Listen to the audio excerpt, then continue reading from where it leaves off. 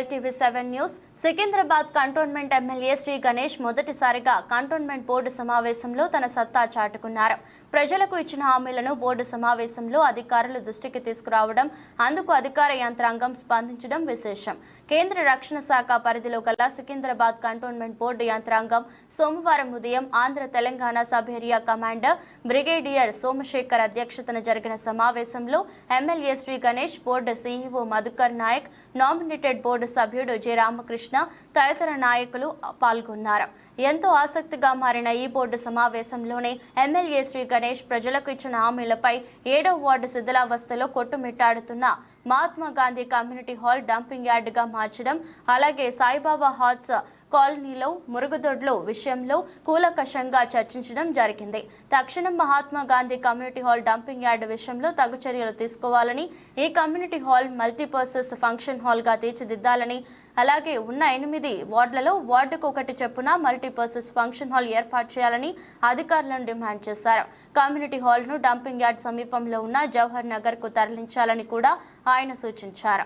Saibaba hots ప్రజలకు మురుగుదొడ్లు నిర్మించాలని, తదితర సమస్యలను ఈ సందర్భంగా ఎమ్మెల్యే శ్రీ గణేష్ తనదైన శైలిలో చర్చించడం జరిగింది. అయితే ఈ బోర్డు సమావేశంలో కంటోన్మెంట్ ప్రాంతం సంధించిన ప్రింట్ ఎలక్ట్రానిక్ మీడియా ప్రతినిధులు అనుమతించారు. అధికారులు కానీ సెల్ ఫోన్లు మాత్రం అనుమతించలేదు. బోర్డు సమావేశం అనంతరం ఎమ్మెల్యే శ్రీ గణేష్ చర్చించిన విషయం క్లుప్తంగా మీడియాకు వెల్లడించారు. మీడియా ప్రతినిధులతో మాట్లాడిన దృశ్యం చూద్దాం. అయితే ఎమ్మెల్యే శ్రీ గణేష్ మొదటిసారిగా బోర్డు మీటింగ్ లో పాల్గొన్న సందర్భంగా ఆయన అనుచరులు, కాంగ్రెస్ శ్రేణులు, కార్యకర్తలు అధిక సంఖ్యలో బోర్డు కార్యాలయానికి తరలి రావడం జరిగింది. శ్రీ గణేష్ అన్న నాయకత్వం వర్ధిల్లాలి అని పెద్ద పెట్టున నినాదాలు చేశారు.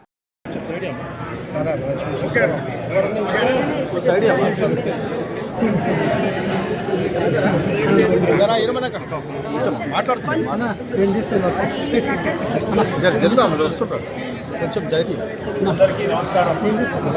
ఈరోజు కంటోన్మెంట్ ప్రజల ఆశీర్వాదంతో ఎమ్మెల్యేగా గెలిచినాక ఫస్ట్ బోర్డు మీటింగ్కి నేను అటెండ్ కావడం జరిగింది. అంటే బోర్డు మీటింగ్స్లో డిస్కషన్లో పాల్గొన్న తర్వాత కంటోన్మెంట్ ప్రజలకు అవసరమైన దాంట్లో గాంధీ కమ్యూనిటీ హాల్ని మళ్ళీ రీకన్స్ట్రక్ట్ చేయాలి, ప్రజలకు అందుబాటు చేయాలని రిక్వెస్ట్ లెటర్ పెట్టడం అయింది.